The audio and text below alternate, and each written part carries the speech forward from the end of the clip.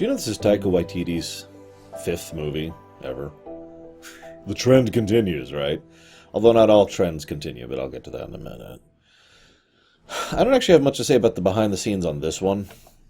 They were kind of debating certain things about the construction of it, but ultimately, after they brought him in, they were like, yeah, sure. And originally this was going to be a fairly straightforward, doom of Asgard, the final destruction of Asgard, setting up the lead into Infinity War, right? And the follow-through on Endgame. Okay. The problem is, once he get involved, he gave them a demo reel. I got to talk about this because Mr. Waititi is someone who's always said that he prefers artistic works, right? Not commercial works. That's one of the reasons why he stays away from big budget things. But he really wanted to work on this film and with the MCU.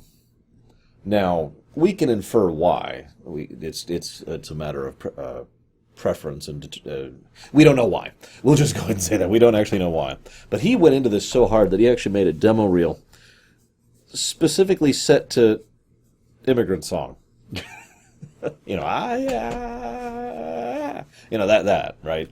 And apparently they really liked it, so they're like, okay, sure. And he was like, sweet, can I be creative with it? And they're like, yeah. This is phase 3 after all. You gotta run everything by the boss, but you can be creative with it. Sweet! And he just went nuts with it. And that's why the tone of this film is kind of wacky. Good. Don't mistake me. I really like this film. But I have to say something real quick. I have heard a couple of people complain about the fact that Thor is suddenly turned into a comedy, and I have to disagree with that statement. Thor's always been a comedy. Oh, don't mistake me. He has varying tones of seriousness, but this has plenty of seriousness too. No, I mean, look at Thor 1, for God's sakes. You are nothing before the mighty wrath of Thor. Or how about when they back the car up into him? I mean, come on, Thor has always been a comedy. It has always had the tonality and approach of a comedy flick, with some serious Shakespearean stuff wrapped around it. It's just they dialed it up to 11 this time. The tone is set off immediately, because we got this skeleton and him like, and this is when I met you. Skeleton just like, oh. And then he goes to see Clancy Brown. I mean, Searcher. Ragnarok guy. And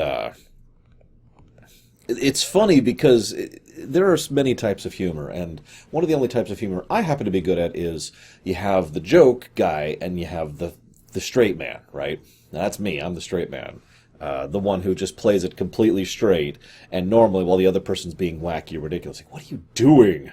That was Searcher's role here. He's just, I will then rise with power beyond. Hang on, I'm spitting. So we know the tone of what we're getting into pretty much immediately. You cannot stop Ragnarok. Just random thought of the day. If this hadn't all happened, if Odin lived and Hela stayed locked away and whatever, wouldn't Thanos just have popped by and wiped out half of the people in Asgard anyways? Pretty sure he could. It's Thanos. Just food for thought. Anyways, moving on. So then Heimdall's missing. He's been busy. We'll get to him in a second. We see Matt Damon. Nice little theater cameo there. And you'll notice the one and only thing that they take seriously. It's all this to joke, like, oh, yes. And I'm saying the snake thing was hilarious and blah, blah, blah. But then there's this one bit. I didn't do it for him. It's the one part that stays in there. And the one part that gets Loki's attention and he actually responds to completely seriously. Loki's been on a character arc since he was first introduced. This is just, well, honestly, if we're being completely real with ourselves, this is the conclusion of that arc. This is the end of it right here. Not this scene, but this film. I'll get back to that. There's... Loki has apparently been a terrible ruler, and I want to talk about that briefly, too. Remember that bit where Thor said the throne would suit you ill, brother? I think we have finally gotten the chance. Loki has finally been able to prove how good or bad of a leader he would be, and he's awful. Everything in it, he's basically what's happened. Let me put this into real life terms. All of his vassal states are in rebellion and are infighting. and there's some disaster going off that he's barely even aware of. Now, I point that out because there's a background element that's established in this film, and that background element is Xandar. It was actually supposed to be in the film. They were supposed to show it, because during the events of this film is when Thanos hits the Nova Core and takes back the Power Stone, I believe? Yeah, Power. And so space is here. Yeah, I'm right. And you kind of get the impression that if Loki was actually a good leader, he'd be kind of on top of this stuff. The fact that he isn't, well, it means he's just one of those people who's in it for the benefits of rule, not to rule. And that, well, I mean, that does kind of fit the character. Loki's never struck me as being a good leader. He'd actually be an excellent member of a team, and he and his brother make a hell of a team when they actually work together, as they do in both the previous Thor film and in this one, and arguably in the next one we're going to be talking about too. But, yeah. Oh, on the off chance that you didn't watch the previous video, I'm doing these out of order on purpose because, in my opinion, Black Panther is more of a setting, putting pieces into position, whereas this film, the mid-credit scene is literally happening minutes before the beginning of Infinity War, so it's a direct lead-in.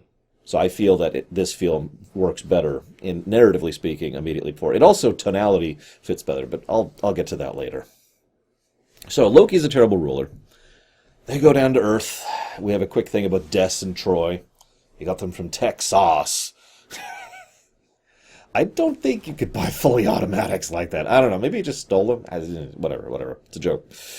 I like how these random people are like, hey, it's Thor. Hi. Hey, can we get a snapshot? Or a selfie? Real quick. Cool. We're sorry Jane dumped you. No, we dumped. So she's reduced to a one-off gag. I've talked before about the kind of history behind that and how there was some behind-the-scenes drama. It has been argued that she would be much more willing to come back under the Phase 3 leadership than she was in Phase 2.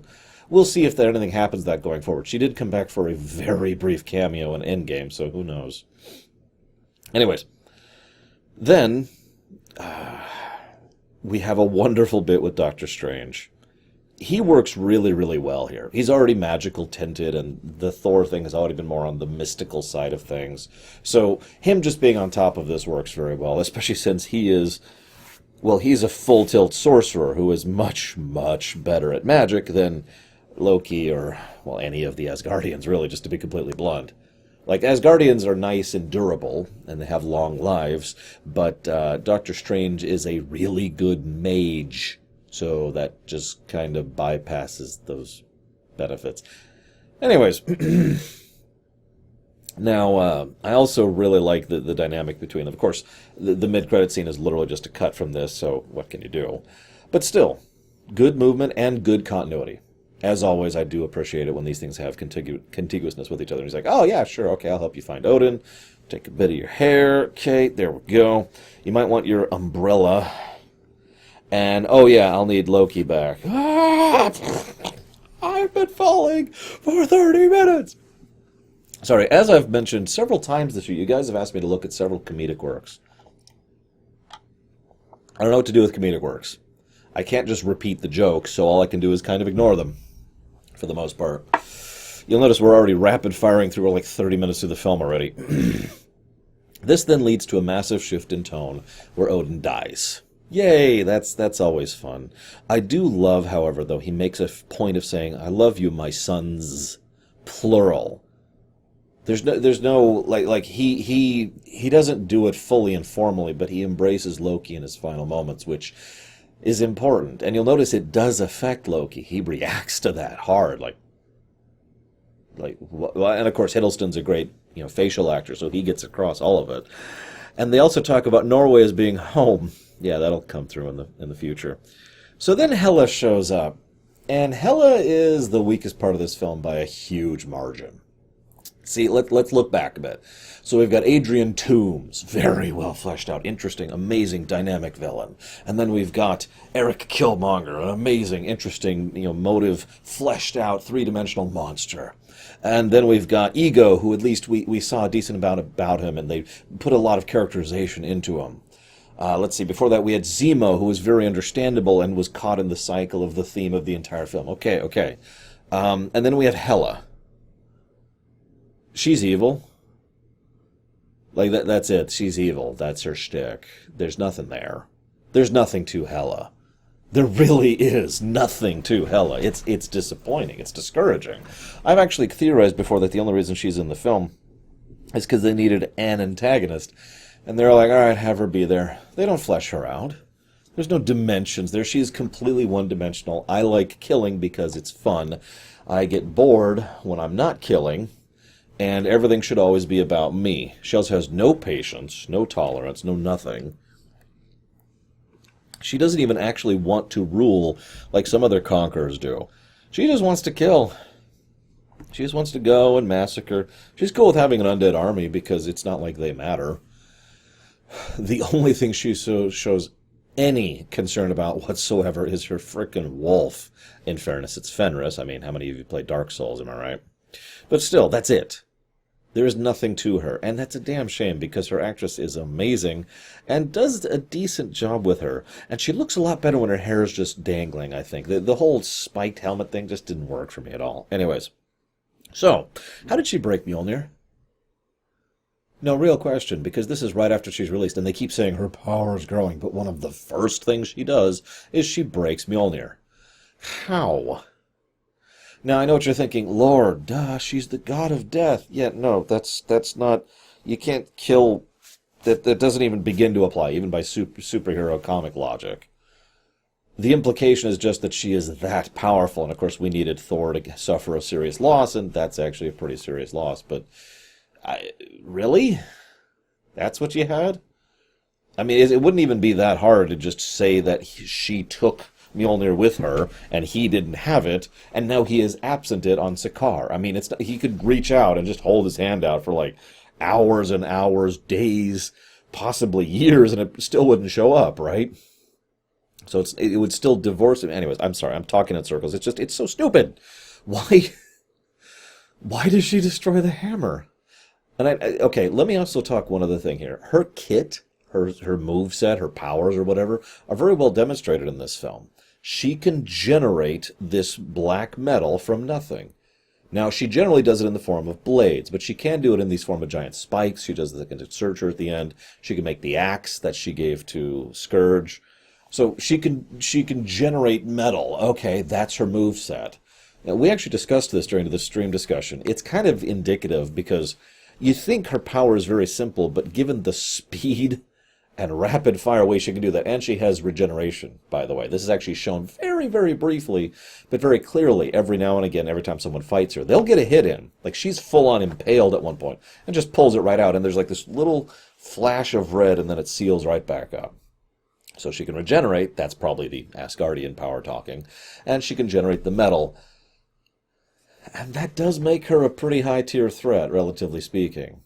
Like, she's no ego, but you can see why she would be something that would be very, very deadly.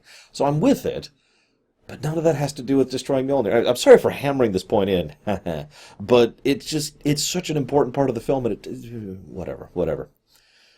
Then, to continue the tone of the theme being, she shows up, and I counted. It is 18 seconds when we see Volstagg and Fandral, and then she kills him. 18 seconds. That's it. That's their screen time. And that's not true. They get hit a second time, which adds another 2 seconds. So it's like 20 seconds total screen time. 18 seconds when they're... and then they're dead. Which I also feel is a huge misstep. I'll discuss how I think they could have done that better in a moment. This leads us to Sakaar. Question for you guys. As always, love to hear your thoughts on this. Do you think it's natural or artificial? The story they tell in the Willy Wonka thing is that the Grandmaster was the first one there, and then the planet happened, and blah, blah, blah. And, of course, there's a really vague impression that he is a celestial like Ego, since, well, I mean, he is in the comics, but more to the point, actually, I guess he's not really in the comics, is he? It's just the way he acts. He has that same sort of connected but detached. I care, but in a completely alien sort of a way, I loved your mother, that's why I killed her, that kind of a thing, right? Not quite correct. Anyways, I bring this up, though, because I like the idea that it's an artificial nexus. That it's literally a place where all of the random... We see the jump gates, right? And that's that's the common way everyone travels around the galaxy. We see this in Captain Marvel. We see that... I know that's not out yet. We see that in Guardians of the Galaxy 1 and 2, and it's referenced in Infinity War, I think. It's Infinity War or Endgame. I know they reference it. The point being, what if all of the random junk that goes through those that isn't supposed to kind of ends up here? Like all of these and of course there's probably portal magic all over the place. I just, as weird as this may sound, I like the idea of this place literally being a nexus for all of the portals everywhere. All of the dimensional gates everywhere all lead to this one constructed place. Now, it doesn't have to be constructed. It could be a natural nexus point. But I like the constructed point better. It could also be kind of both. Well, I guess no, it couldn't. Never mind. I take that back.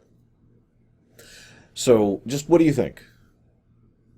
I also admit I like the idea that the Grandmaster showed up and started building up the world out of it. I also have to admit I love the cultural ramifications and possibilities of a world that literally produces nothing. In fact, cannot produce anything, and therefore is 100% dependent on imports. It's just they don't decide what those imports are. So all of a sudden scavenging and salvaging becomes the basis of the entire economic structure. That's kind of a cool idea, I have to admit. And of course, there are some people who come and go. We do notice units, and she does mention the idea of going to Xandar, which, again, was supposed to be in the original script. So it's not like everyone is trapped here. It's just a cool thing. I love it. I love it. I wish they'd developed it more. But anyways, so this is when Tessa Thompson shows up as Valkyrie. Did you know it could have been... Now, I don't know how to pronounce her last name. I actually looked up a pronunciation guide, and I said, no, I'm not going to screw that up. Lupita is her first name. She played Nakia back in Black Panther. She was actually in the running to play Valkyrie. I think she could have done a good job of it. As I said, she's a pretty talented actress. But I do think Tessa Thompson does a really good job with it, too. So, take what we get.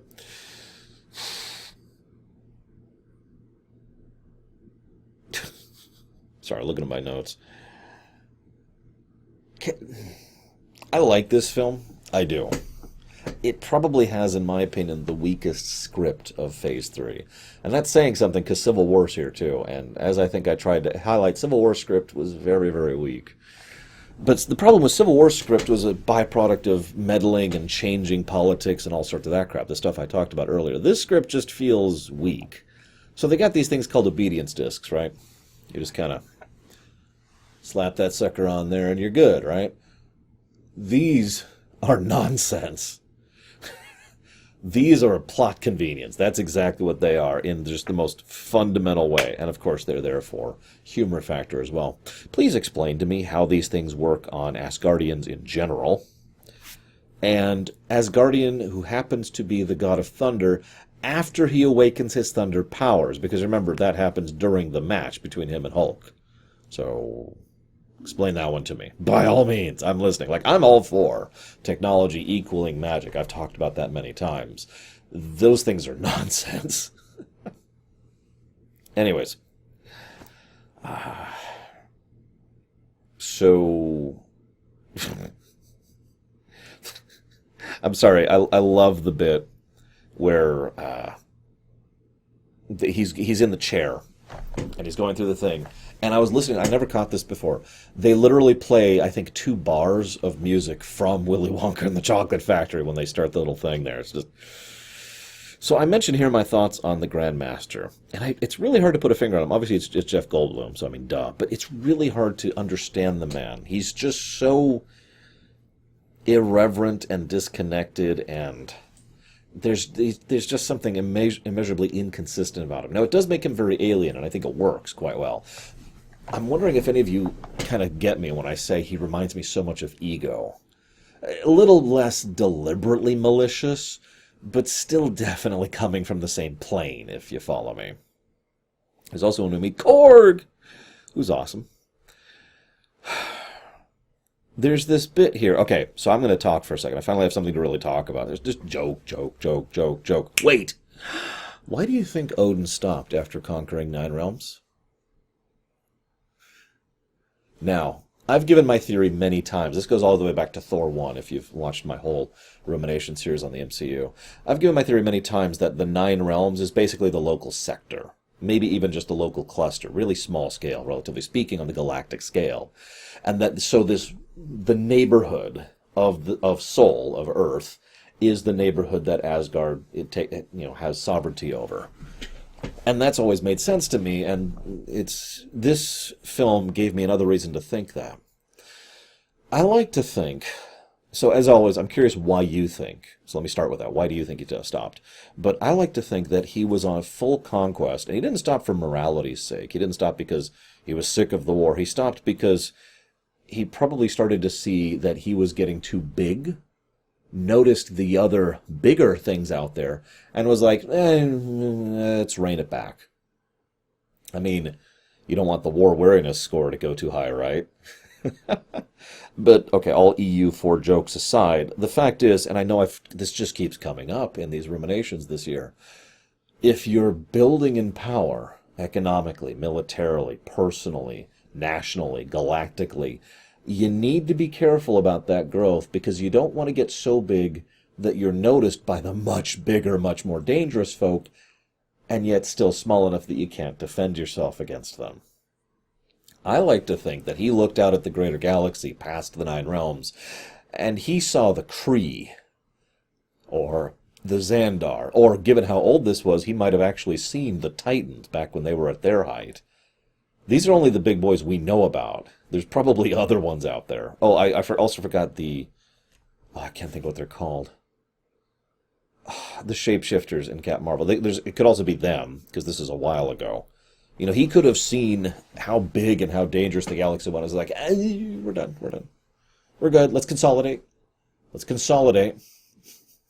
You'll notice almost every time there's not a firm leader in charge, the realms start to rebel, too. That happens here in this very movie. Thor talks about that to Loki at the beginning. So you can kind of get the impression, too, that they are not what you'd call happy vassals. Anyways.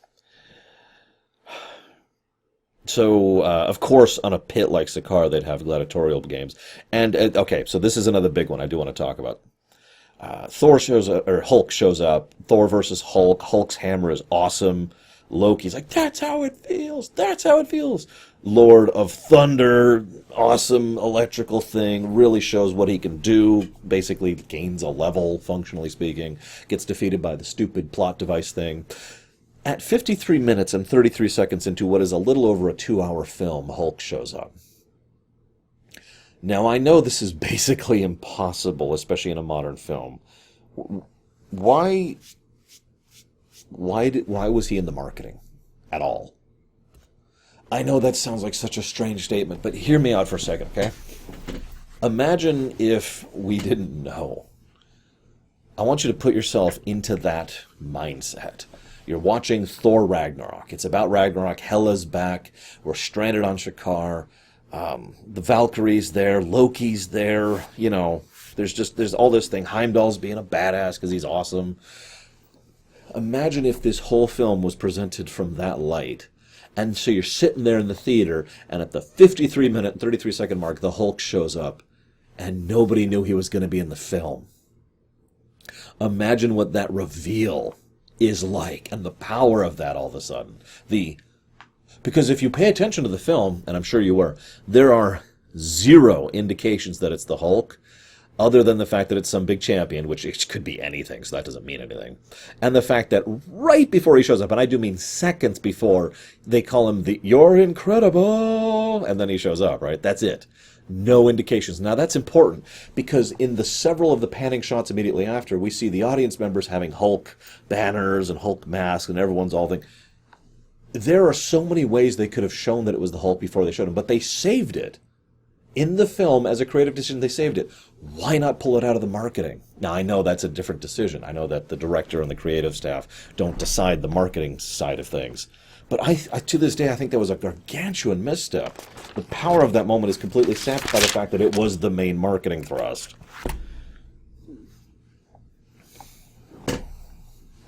Heimdall's still amazing. I'm going to talk about Scourge right here really quickly, because they just keep going back to Asgard and then going back to the main plot and then going back to Asgard. And I just want to talk about it in one bundle. That's okay. Scourge has more character than Hela. What the hell? I mean, granted, he's played by Bob. I can't think of his name. Carl Urban. There we go. And he's a good actor, but I mean, it's not like she's a bad actress, for God's sakes. She's an excellent actress, but whatever. And he even has a character arc. And his hesitance, he's got this whole thing. I want to prove, I want to prove that I'm worthwhile. I want to show my worth. I want to shine. I've always been the number 15 guy, right? Nobody cares about me. Nobody knows me. And he comes across as just this bumbling little idiot who has always wanted to be something more than a bumbling idiot. So he latches on to Hela mostly as a survival mechanism. But as he's going with her, he starts to think, this could be it. This could be my chance to really show what I can do. And so she says, I need an executioner. By the way, I hate to correct you, Hela. It's actually executor. The person you have that enforces your will and goes into, that's your executor. Your executioner kills people for you. I know it's confusing because you're the goddess of death. You got the lens going on. It's okay. I mean, most of us have rose-tinted goggles. You have kind of this green, blackish thing going on. Might want to wash that too. Point being, I do like Scourge's presentation because he doesn't come across as a good person, but he comes across as someone who isn't actually bad and is just kind of going along with it. And if we're being honest, a lot of people who've done bad things historically in real life were not bad people. They were people following bad orders. So that's fun to think about. Meanwhile, we cut back to Hulk. Very limited. Although we do find out why he's there. Stay. I actually find myself wondering if he really does want to stay. What do you guys think? I mean, I know he's got a very simplistic mindset, but do you think he would rather go back with Thor, or do you think he'd rather stay here? Just food for thought. Obviously, I mentioned that because the only time he mentions it, he's basically joking. And of course, he wants to stay with his friend, but he could leave with his friend too, so just food for thought. Let me just say my thoughts here very quickly. I don't think he's happy here. Not really. I think he's content here. I think he's carved a little corner for him, but I don't think he likes being what he is, which is effectively a slave. Oh, excuse me. Prisoner with job. Sorry. Grandmaster, didn't mean to get that wrong. So Heimdall's eyes, he basically grants Thor his vision briefly, which is an awesome power. And can I just say really quick that Heimdall's superpower is insane? Like, we all just kind of take it for granted, and unfortunately he's going to die in the next film, spoilers. But, I mean, that is one of the most amazing superpowers ever. The ability to actually reach out and just see anywhere. Just anywhere. That's crazy. That's absolutely insane.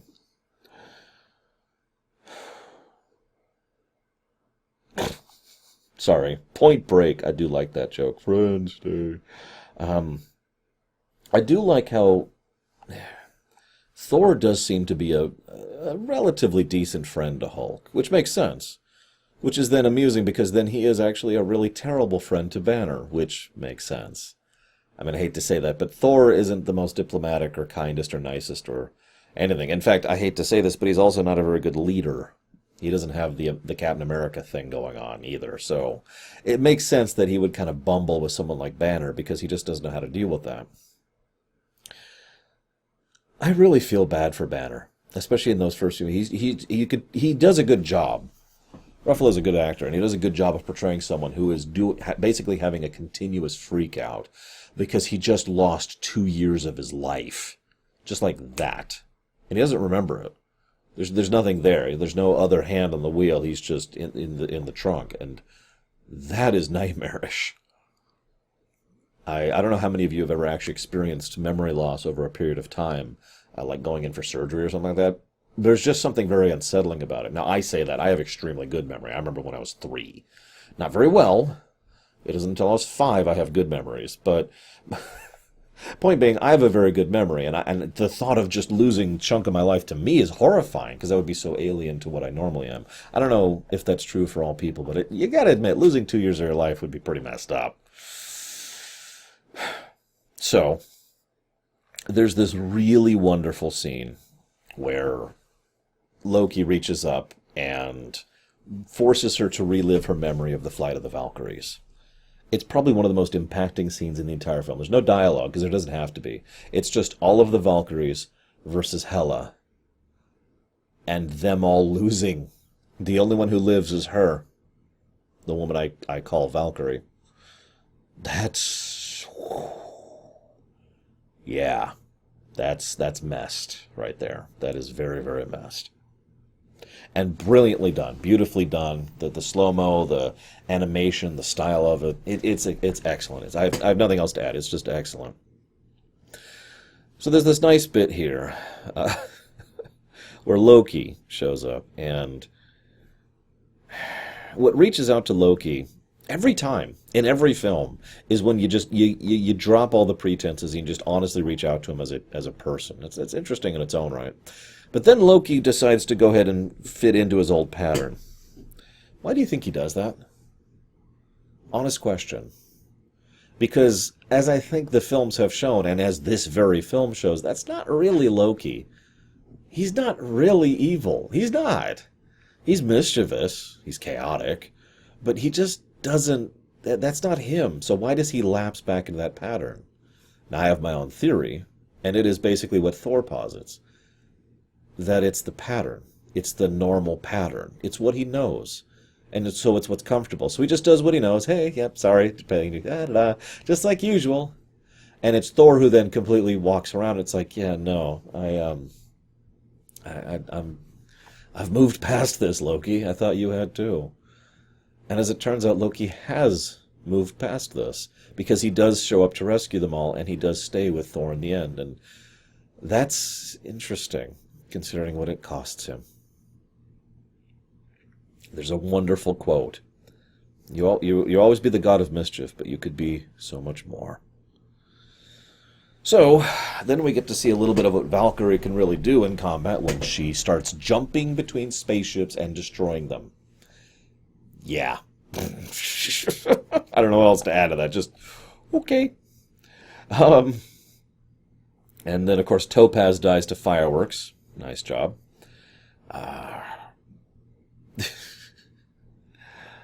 I'm sorry, the finale of this film is actually excellent, but I have very little to say about the why and the wherefore, because most of it is fairly self-apparent. So, she has this big speech with Thor. Where do you think all this gold came from? Yeah, I know, the Nine Realms. I already talked about my theory on that one. And takes his eye, which, okay, showing the cost. Hair, eye, I'm with it. Banner, so the things are looking bad. Usually in superhero films and in films in general, this is when the cavalry shows up. And it's like, okay, yes, rescue the day. So the first cavalry, because there's multiple. There's actually 4. First one that shows up is Banner, who dies. No, he's fine. He turns into the Hulk. And he beats the crap out of Fenris. But then, oh god, everything's going bad again. But it's okay, because the second cavalry shows up. Korg and Loki. And the transport. It's okay. We got a big transport ship. We can haul all, like, the 1,000 Asgardians that are left. God, I think they're actually approaching... Like, if not for their lifespans, they would probably be approaching an endangered species at this point. Maybe they are anyways. I don't know. I mean, they can still be killed. Anywho. It's okay. I'm sure they won't lose half the number and then half the number again. That would be awful. So then... It's like, oh god, what do we do? And then Thor's starting to freak out, and he's getting beaten the crap out of him by Hela, and he has this wonderful moment where he gets to say his final goodbyes to Odin, basically. And Odin tells him, look, are you the god of hammers? What do you mean? No, the hammer was intended to help you. It was a tool, like all tools are. You're stronger than I am. So then the God of Thunder shows up, and that's Cavalry number 3, and this is when the Immigrant Song shows up, and it's just awesome. It's perfectly patterned, too. They slow down, this is such a brilliant thing, they slow down the action a little bit. It's not full slow-mo. I don't know how to describe it, but the physical tempo of the visuals matches the tempo of the song. There's like a repeated wave pattern to it. I don't know how to describe it. You've probably seen it. I'm probably just describing it stupidly, and there's probably an actual way to describe this, but it's just awesome. And I love the way it's presented. This, of course, leads to her throwing the spikes into the ship, which is now when the 4th Cavalry shows up. I forgot there's actually a 5th one. This is Scourge, who brings out Des and Troy. I admit, when I saw that in the theaters, I was like, yes, it's Des and Troy. And my sister was like, what? It's Des and Troy. God, right. So he, guns his way down, breaks away the spikes, fires until he runs out of ammo. Final Fantasy Type 0 joke. And then he dies. Because, of course, he dies. I mean, he did kind of... he was participant to a lot of pretty horrible stuff. So he kind of had to die. But he did so proving his worth. Proving who he really was. This then leads to Hela freaking out. And the final cavalry. You can't beat me. Yeah, no, but he can. Searcher shows up. Cavalry number 5. Hi! Smash! He's just... what's funny is he sounds like he's having so much fun. Like, oh, finally! You know how long I've waited for this? He doesn't say that, but it's in his voice, right? And then Valkyrie gets exactly what she wanted, which was impaling the hell out of Hela with her sword. And then Thor uses that as a lightning rod.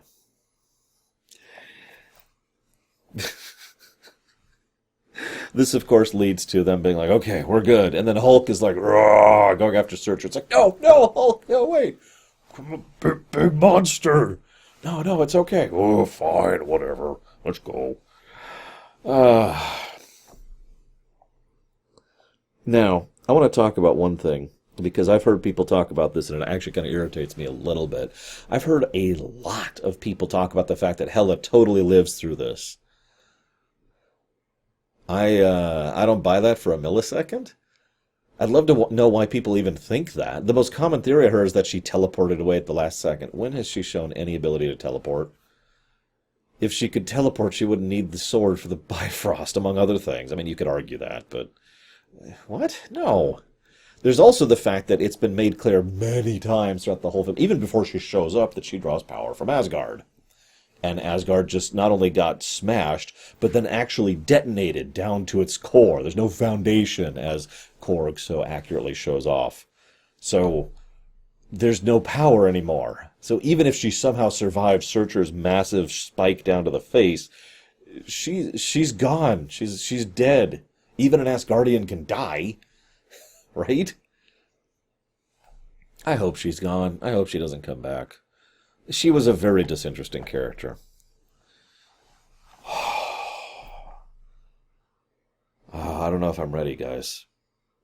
So the film wraps up. They're like, all right, let's go to Earth. Loki and Thor are talking, and then the Sanctuary 2 shows up. Thanos' command ship. I believe this is the first time we see it. Right here. We'll be seeing a lot of it in the future.